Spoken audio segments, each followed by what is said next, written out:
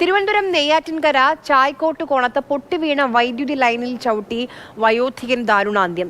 ദിവസങ്ങൾക്ക് മുൻപ് സ്വകാര്യ വ്യക്തിയുടെ തെങ്ങ് മറിഞ്ഞ് വൈദ്യുതി ലൈനിൽ വീണ് കമ്പി പൊട്ടി വീഴുകയായിരുന്നു.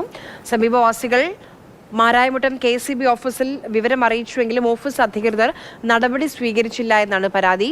മരിച്ച ബാബുവിന്റെ മൃതദേഹം നെയ്യാറ്റിൻകര ജനറൽ ആശുപത്രിയിലെ മോർച്ചറിയിലേക്ക് മാറ്റി. അനന്തകൃഷ്ണൻ, അനന്തൻ, ഈ മഴക്കാലമാണ്, ഇത്തരം അപകടങ്ങൾ ഉണ്ടാകാനുള്ള സാധ്യത കൂടുതലും. ഇങ്ങനെ ഒരു പരാതി ഉണ്ട്, അറിയിച്ചിട്ടും ഓഫീസിൽ പോയി അറിയിച്ചിട്ടും എന്തുകൊണ്ടാണ് ഒരു നടപടിയും സ്വീകരിക്കാത്തത്? നെയ്യാറ്റിൻകര ചായ്ക്കോട്ട് കോണത്താണ് ഈ അപകടം ഉണ്ടായത്. വൈദ്യുതി ലൈനിൽ ചവിട്ടി വയോധികന് ദാരുണാന്ത്യം സംഭവിച്ചു. ചായക്കോട്ടുകോണം സ്വദേശി 68-കാരനായ ബാബുവാണ് മരിച്ചത്. തെങ്ങുകയറ്റ തൊഴിലാളിയാണ്. ആര് സൂചിപ്പിച്ചതുപോലെ KSCBയുടെ അനാസ്ഥ കൊണ്ടാണ് ഈ മരണം സംഭവിച്ചതെന്ന് പറയാം. നാട്ടുകാർ വലിയ പ്രതിഷേധത്തിലാണ്. കഴിഞ്ഞ ദിവസം സ്വകാര്യ വ്യക്തിയുടെ തെങ്ങ് മറിഞ്ഞു വീണ് വൈദ്യുതി കമ്പി പൊട്ടി നിലത്ത് വീണിരുന്നു.